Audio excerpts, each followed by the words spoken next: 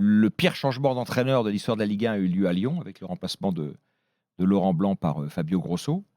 Et ça m'a rappelé la soirée de ce soir, puisque le pire, avant cet épisode-là, le pire, ça avait été le remplacement de Gérald Batic par un homme dont j'ai déjà oublié le nom, qui avait, pareil, fait une série de matchs avec Angers l'année dernière, absolument catastrophique, avant que Dujeu ne soit finalement nommé. Et Dujeu est toujours l'entraîneur d'Angers. Il est en tête de Ligue 2 aujourd'hui. C'est un exemple intéressant à suivre par rapport au cas Pierre Sage. Moi, j'avais déjà eu l'occasion, il y a quelques temps récents, dans l'after, de dire que j'étais optimiste pour Lyon avant qu'il gagne ces 2 matchs-là, pour une raison toute basique, qui était qu'il y avait enfin et à nouveau une organisation dans ce club. Un président, un directeur sportif, un entraîneur. Voilà. Donc déjà, si ces hommes-là fonctionnent avec la liberté dont ils ont besoin et la compétence qu'ils doivent assumer, ça donne déjà des perspectives. A priori, c'est le cas. J'ai l'impression que les personnes qui ont été nommées à Lyon s'entendent bien, fonctionnent en cohérence et en confiance. Donc ça, c'est déjà évidemment très important. Le deuxième élément, c'était de savoir, parce que quand on change un entraîneur, c'est de savoir tout de suite.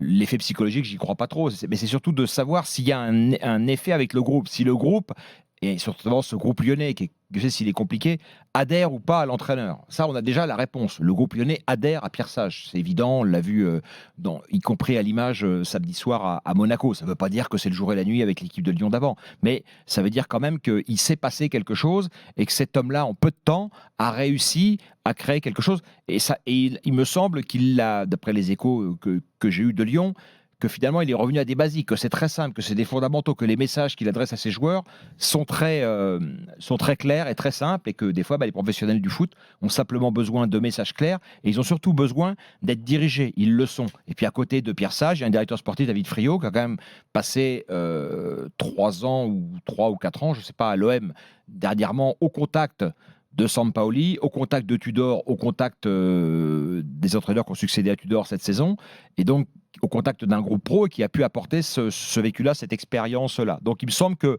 Lyon est sur la bonne voie. Je pense, alors, il y a à la fois ce que je souhaite, c'est-à-dire moi je pense qu'il faut laisser Pierre Sage, faut le laisser sur la durée, parce qu'un nouveau changement d'entraîneur n'aurait aucun sens et puis n'apporterait aucune garantie. Et puis il y a ce que je souhaite et puis il y a ce que je sais, et d'après les informations que j'ai de Lyon, effectivement, il va être confirmé assez rapidement, à moins d'un cataclysme demain à nouveau. Mais confirmé jusqu'à quand? Jusqu'à la fin de la saison. Voilà. Après, ce sera une autre histoire. Et la deuxième chose, par contre, pour rejoindre un peu le débat qu'ont eu tout à l'heure nos amis de Génération After, moi je pense aussi, comme Sofiane, que c'est un effectif qui a quand même besoin d'un gros renouvellement, et je sais aussi qu'il va y avoir beaucoup d'arrivées cet hiver à Lyon. Oui, ça c'est ce qu'on annonce depuis un moment. Et pas des joueurs. Depuis la DNCG, voilà, pas qui des a espoirs. permis à Lyon de Ils vont recruter. s'appuyer sur des joueurs a priori de niveau et des joueurs confirmés.